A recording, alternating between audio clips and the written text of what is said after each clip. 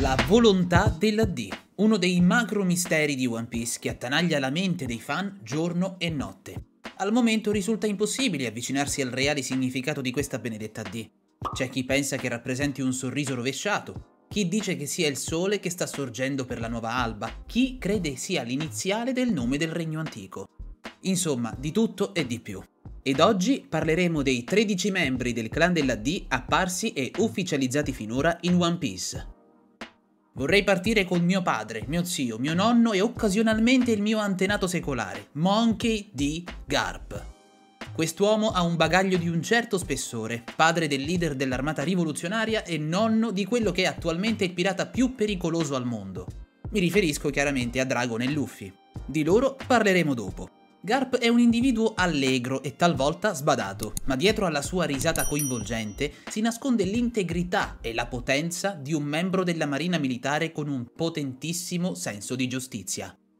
Garp è noto con il soprannome di eroe leggendario e se lo è guadagnato grazie a quello che può tranquillamente essere definito come l'evento più scioccante della storia nota.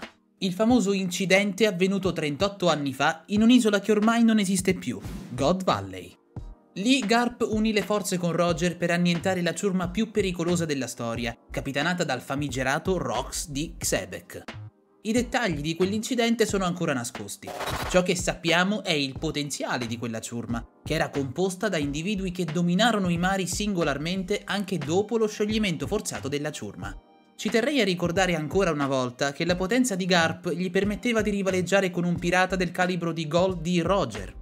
Se God Valley non basta, il capitolo 1080 dovrebbe rinfrescarvi la memoria col potentissimo Galaxy Impact sferrato a mezza altezza. Un potente pugno rivestito di Haki del re conquistatore. Garp è noto anche per aver ripetutamente rifiutato la carica di ammiraglio, in virtù del suo astio per i draghi celesti, a cui non vuole sottostare direttamente. Il futuro di questo personaggio è ancora incerto, ma credo che darà il meglio di sé in quella che sarà la grande guerra finale annunciata da Oda. Proseguiamo con quello che è stato, dati alla mano, uno dei fallimenti genitoriali di Garp, Portgas di Ace, figlio biologico di Goldie Roger e Portgas di Rouge. Fin dalla tenera età ha rifiutato categoricamente di prendere il cognome del padre per via dell'astio nei suoi confronti derivato dall'abbandono. Ha quindi scelto il cognome della madre, anche se questa cosa non gli ha impedito di essere giustiziato dalla marina, quindi in virtù dell'infinito amore che la community nutre per questo personaggio, rispetterà la sua decisione, giusto? No, oggi mi va di chiamarlo Gol di Ace perché sì. Gol di Ace è stato l'agnello sacrificale per antonomasia dell'opera. Oda lo ha fatto morire davanti agli occhi di Luffy proprio per farlo crescere. Ace è morto sorridendo. Anche Luffy sorrideva in quei momenti, solo che era un sorriso particolare. Scherzi a parte, prendere in giro un personaggio morto non è mia intenzione. O forse sì, ma non importa. Ace è stato, per un certo periodo, portatore di disastri come secondo comandante in carica della ciurma di Barbabianca. Haki del re, frutto del diavolo Mera Mera, insomma, era davvero forte. Solo che era un presuntuoso idiota e si è fatto fregare dal suo carattere, gettando letteralmente nella pattumiera tutti gli sforzi dei suoi compagni e del babbo, che ci ha anche lasciato le penne per lui. In ogni caso, Ace verrà sempre ricordato per la sua azione più onorevole: andare a sfidare No, seriamente, basta prendere in giro Ace. Passiamo al prossimo membro della D perché altrimenti non esco più. Ecco, parliamo di Mama Rouge, la donna che riuscì a reggere una gestazione di ben 21 mesi per non destare sospetti sul fatto che suo figlio fosse il figlio biologico del re dei pirati. 21 mesi di sofferenza. E guarda che figlio idiota che ha partorito. No, nel senso. Donna dalla grande tempra e dalla incredibile resistenza, sia fisica sia caratteriale. Non ha mai ripudiato il marito nonostante l'abbia praticamente abbandonata malissimo con un figlio in grembo. La sua volontà è stata portata avanti dal figlio. Non per molto, ma vabbè. Ma vogliamo ricongiungere l'allegra famigliola? Ma sì, parliamo del padre del secolo, Gol D. Roger. Uomo dall'incredibile vigore e dalla pessima fama. È il re dei pirati in carica. Da quando ha raggiunto l'ultima isola più nessuno è riuscito ad eguagliare tale impresa. Divertente e spensierato, ma anche forte e temerario. Niente frutti del diavolo per lui e ciurma, Buggy escluso, ma un potentissimo haki avanzato in tutte le tonalità. Un saggio della sua forza lo abbiamo potuto ammirare davvero durante il flashback di Oden, nella saga di Wano. È stato odiato dal figlio fino alla morte di quest'ultimo. E gli vogliamo dare torto? Ma sapete qual è la cosa divertente? Ace neanche lo sapeva che il padre lo avesse chiamato come la sua spada. Sta cosa si sarebbe trasformata in un ulteriore motivo per odiarlo. Ma in ogni caso, quando parliamo di Roger, parliamo di uno dei più forti pirati della storia, capace di raggiungere in carriera una taglia da 5 miliardi 564 milioni e 800 mila berri. Iconica la sua scossa emotiva durante l'esecuzione, che ha contribuito ad inaugurare la nuova era della pirateria. È morto col sorriso, ma come diceva un altro grande personaggio, muore davvero soltanto chi viene dimenticato. E ora proseguiamo con Rox di Xebec, ex capitano della ciurma dei pirati Rox. Questo è uno degli individui col maggior appeal in tutta l'opera. Tutti, ma davvero tutti, si chiedono quando caspita arriverà un flashback sull'incidente di God Valley. Soprattutto per prendere atto della sua forza e di quanto fosse potente la sua ambizione. Sì, perché il motivo per cui è stato abbattuto da un'alleanza improvvisata tra Garp e Roger era la sua potente e pericolosa ambizione, che è la stessa ambizione di un bambino medio quando, nei primi anni 2000, collezionava i gormiti e trovava Colossus, ovvero diventare re del mondo. Finora questo è stato letteralmente l'unico personaggio ad ostentare questa volontà. In un mondo come One Piece, dove l'equità viene millantata ed evangelizzata dalle alte cariche governative ma mai attuata, questo tizio è stato davvero l'unico a dichiarare apertamente che voleva dominare il mondo sotto i suoi fili da burattinaio. Questo lo ha reso non una minaccia, ma la minaccia. Xebec era il capitano di gente come Kaido, Big Mom, Shiki e Barba Bianca.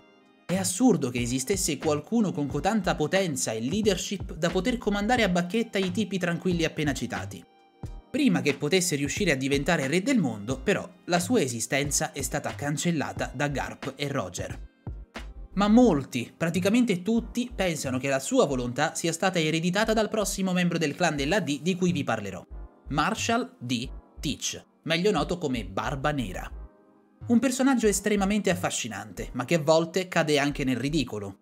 Dico, ma puoi essere così cretino da pensare che il governo baratterà un Marine Sword con la tua ambizione di diventare il re legittimo di un paese di criminali? Vabbè, lasciando perdere questo. Teach è stato il fautore di molti avvenimenti catastrofici, la cattura e la consegna di Ace al governo, l'intrusione a Impel Down e il successivo reclutamento di diversi criminali rinchiusi a livello 6, la disfatta dei restanti membri dei pirati Shirohige dopo la guerra dei vertici. Insomma, è risaputo che si tratti di un freddo calcolatore, che ogni tanto si fa trascinare dalla fame di potere al punto da incappare in qualche figura barbina, tipo quella fatta contro Magellan o, più recentemente, contro Boa Hancock e Rayleigh ad Amazon Lily. Il suo ruolo nell'opera sarà sicuramente di fondamentale importanza, e lo sta via via dimostrando sempre di più negli ultimi capitoli, soprattutto da quando ha sfidato Trafalgar Law con l'intenzione di rubargli i Poneglyph che ha ottenuto.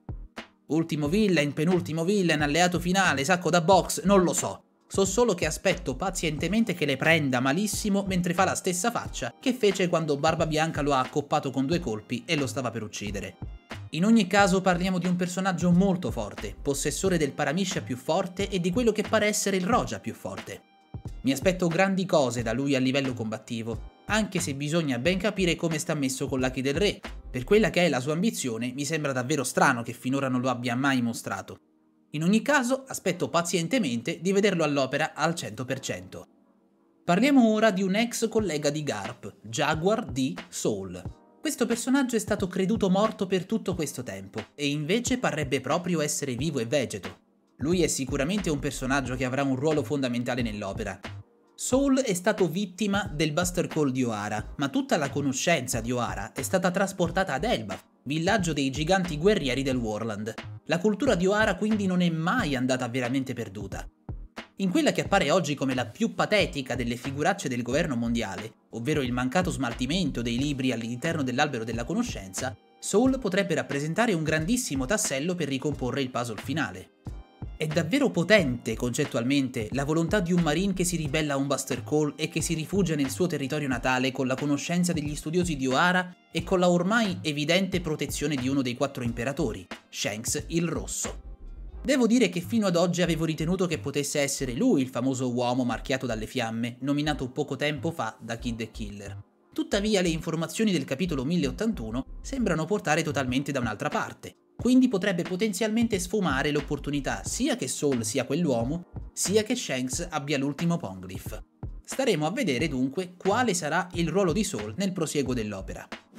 Ora vorrei parlare di un membro del clan della D che ha un'ambiguità rispetto agli altri. Ha sempre nascosto la sua D nel nome, poiché questo è l'insegnamento che gli hanno impartito i suoi genitori fin dalla tenera età. Sto parlando di colui che il governo conosce come Trafalgar Law, ma il cui nome completo è Trafalgar D. Waterloo. Forse l'unico sfigato che aveva il padre biologico migliore di quello affidatario e non se l'è potuto godere lo stesso. Messo al mondo da due bravissime persone e cresciuto da Don Quixote do Flamingo. Sì, quello che voleva fargli mangiare l'ope ope per ottenere la vita eterna sacrificandolo. Nonostante il passato davvero burrascoso, comunque, Law è un tenerone, ed è merito soprattutto dell'influenza che quel santo di Rosinante ha avuto su di lui. In questo momento storico, Law non sta affrontando la più semplice delle battaglie. Messo KO da Barba Nera, ora gli tocca trovare un modo per rimettersi in carreggiata nella lotta al One Piece, cosa che comunque potrebbe risultargli più semplice rispetto a quel fallito di Kid che è stato annichilito da Shanks con un colpo. Si scherza e si gode, ma comunque Law è un personaggio che per forza di cose sarà importante per l'opera. Il suo obiettivo è scoprire cosa diavolo sia sta volontà della D, in onore di una promessa fatta a Rosinante. E vogliamo forse che quella promessa non venga mantenuta? Assolutamente no. Law deve arrivare fino alla fine del viaggio, e ce la farà, ne sono convinto. Law resta comunque uno dei personaggi più apprezzati dalla community per via soprattutto della combinazione tra il suo carattere da tenero badass e la sua capacità strategica, con la quale è riuscito a mantenere quei falliti dei suoi sottoposti fino ad ora. Grandissime capacità di utilizzo del frutto Paramisha Ope Ope, grande abilità organizzativa e forte ambizione. Law, a mio parere, non ha ancora dato tutto e tornerà. Parliamo ora di un altro personaggio che ci sta facendo aspettare secoli per sapere qualcosa in più sul suo conto. Monkey D. Dragon, padre di Luffy e figlio di Garp. Quest'uomo è un autentico mistero. Leader in passato dei combattenti della libertà, amico fidato di Vegapunk e nemico giurato dei draghi celesti, individui che ambisce a trascinare giù dai loro piedistalli. Ad oggi non sappiamo esattamente che tipo di potere abbia Dragon e se siano poteri collegati a un frutto del diavolo. Tuttavia, sappiamo che possiede l'Haki del Re e che esercita la propria influenza su tutta l'armata, che consta comunque di combattenti molto validi, come il secondo in carica, l'imperatore fiammante, Sabo. Dragon è stato definito il peggior criminale al mondo dal governo mondiale, cosa che fa pensare a una taglia esorbitante che tuttavia non è ancora nota. Ed effettivamente il suo modus operandi è perfettamente nella linea opposta a quella governativa.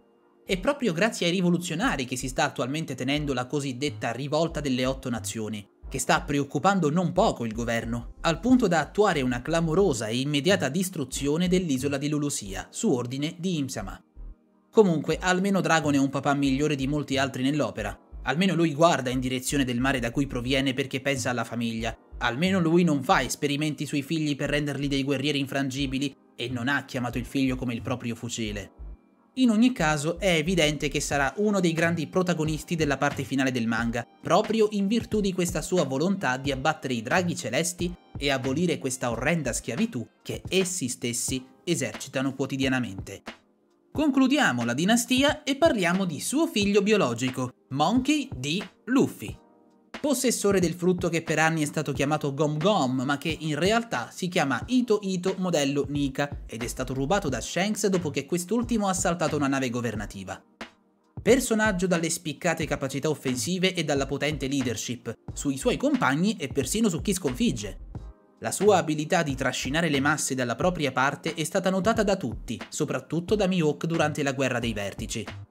Luffy è indubbiamente il personaggio più importante dell'opera. A livello caratteriale è un protagonista coi fiocchi. Canoni classici a parte, ovvero il mangiare tanto o il non arrendersi mai, Luffy è davvero diverso dal protagonista medio. I suoi comportamenti non sono sempre scontati e spesso vengono compresi soltanto dopo. All'inizio non capisci perché colpisca Vivi ad Arabasta, ma poi te ne rendi conto quando le spiega che non si può sperare di salvare tutti in una guerra. All'inizio non capisci perché ferisca fisicamente la Boone, ma poi scopri che è per interrompere quel combattimento e darle modo di avere un'altra promessa da attendere, con il Jolly Roger disegnato in testa da non rovinare assolutamente. A Wano è stato letteralmente l'unico a non trattare Momo come un bambino piagnucolone, accettando di aiutarlo solo quando è stato lui a chiederglielo esplicitamente. E poi, ultimo esempio lo giuro, vogliamo parlare del cappello messo a Nami ad Arlong Park? Luffy non è stupido, nessun suo comportamento è scontato ed è proprio per questo motivo che, ad oggi, è il pirata più pericoloso e imprevedibile del mondo. Da qui alla fine dell'opera regalerà tante soddisfazioni, sia a livello di intrecci di trama, sia a livello combattivo. Con lui l'imprevedibilità non manca, perciò possiamo goderci tranquillamente tutto ciò che Oda ha in serbo per lui. Una menzione bisogna farla a quella che attualmente, per trama, è la persona con più importanza a possedere la D. La regina che governò Arabasta 800 anni fa, Nefertari di Lili. Su di lei sappiamo ancora pochissimo, ma quel poco è di fondamentale importanza. 800 anni fa non solo rifiutò di diventare un drago celeste tornando a governare il suo regno, ma tramandò una lettera ai suoi discendenti. Lettera in cui lasciò un importante messaggio: proteggete i Poneglyph e issate la bandiera della nuova alba nel mondo. Resta ancora un mistero cosa ci facesse un membro della D tra i 20 re, visto che le D sono i principali oppositori dei fondatori. Tuttavia è chiaro che Lili rappresenti un pezzo di estrema importanza per la storia del secolo vuoto. Scomparve dopo il Level E che si concluse con la formazione del governo mondiale.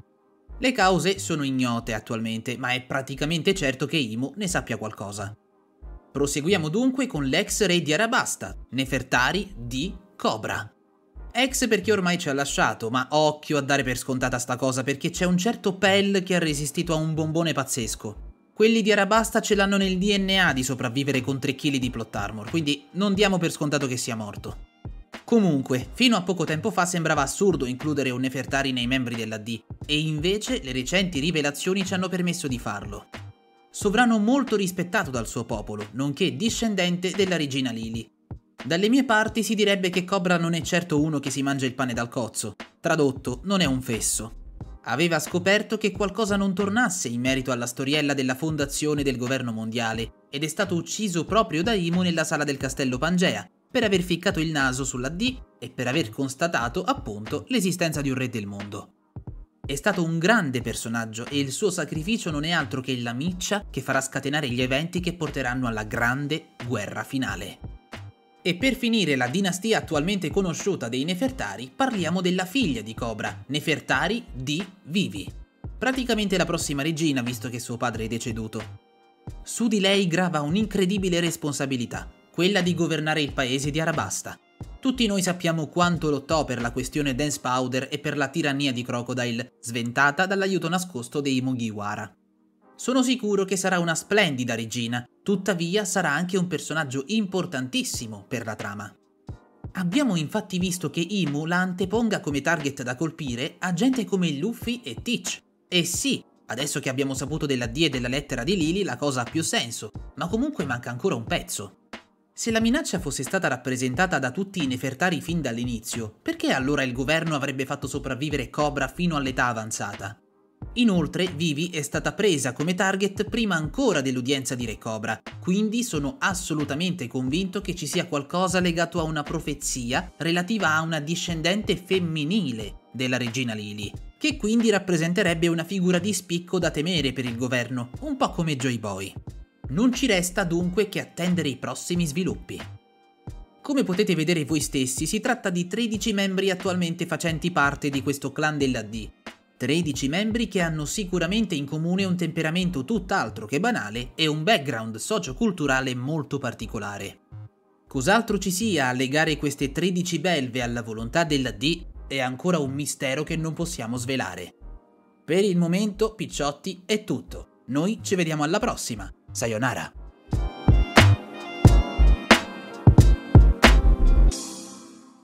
Bene picciotti, il video termina qui, speriamo che vi sia piaciuto. Se così fosse, vi invitiamo a mettere un like, condividerlo e iscrivervi al canale qualora non l'aveste già fatto, attivando la campanellina per non perdervi i prossimi video. Sayonara!